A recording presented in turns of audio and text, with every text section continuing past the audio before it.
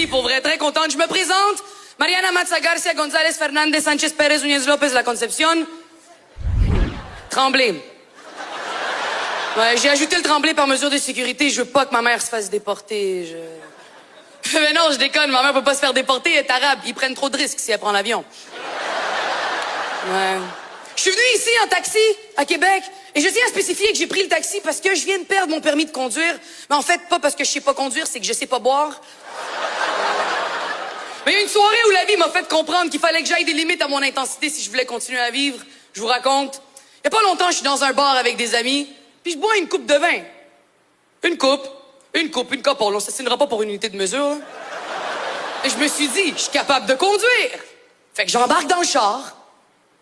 Je sors du char, j'embarque en avant.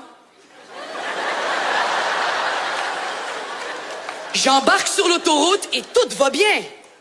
Je fais tous mes stops. Et à un moment donné, pow! Je me fais réveiller par le sac gonflable de mon Honda Civic 97. Est-ce que vous savez la douleur que ça procure un sac gonflable, que ça fait 17 ans que ça n'a pas explosé? C'est l'équivalent d'aller sur un date avec un gars, puis juste au moment où il arrive pour t'embrasser, pow, il te punch d'en face. Et normalement, le premier réflexe que j'ai quand j'ouvre les yeux, c'est de regarder si mon téléphone est correct. Parce que mon char est assuré, mais pas mon téléphone. Et j'étais seule dans le char, détrompez-moi. S'il y avait eu un enfant, ça aurait été différent. S'il y avait eu un enfant dans le char, j'aurais pas checké mon téléphone. S'il y avait eu un enfant dans le char, j'aurais fait « Fuck, j'ai pas pris le bon char ».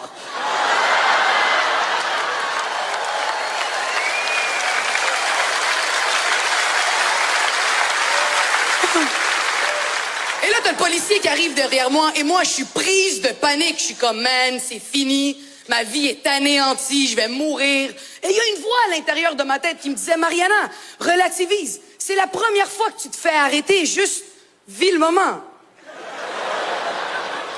Fait que quand le policier s'est approché de moi, il m'a dit « Madame, vous êtes en état d'arrestation? » « Non, monsieur, je suis plus en état d'ébriété. »« Madame, tout ce que vous allez dire va être retenu contre vous. »« Ah ouais? Fait que tout, qu'est-ce que je vais dire, tu vas le noter. » Ok, note ça. « Comment quiera que te quiera, si te quiero que me quiera, no me quiera que te quiera que te quiera. »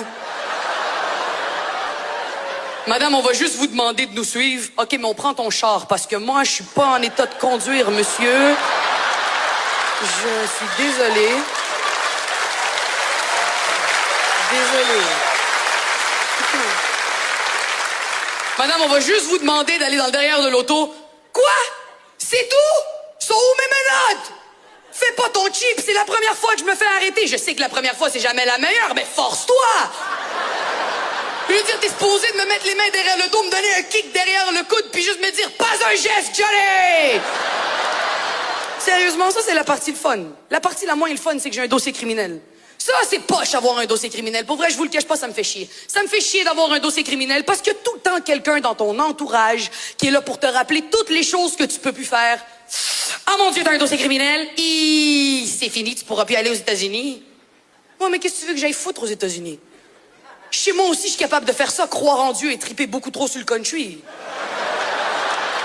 Et de toute façon, depuis qu'ils m'ont banni de leur pays, t'as le Pakistan et l'Irak qui m'ont ajouté sur Facebook. Banni d'un pays, vous imaginez, je suis banni d'un pays! Banni d'un pays parce que j'ai bu de l'alcool! Ça va être quoi quand je vais voler une banque? Ils vont me re-rentrer dans l'utérus de ma mère? Qu'est-ce qu'ils vont faire? De toute façon, c'est improbable que ça arrive parce qu'on sait tous que les Arabes volent pas les banques. C'est la job des Noirs. C'est pas vrai, les Noirs ont pas de job.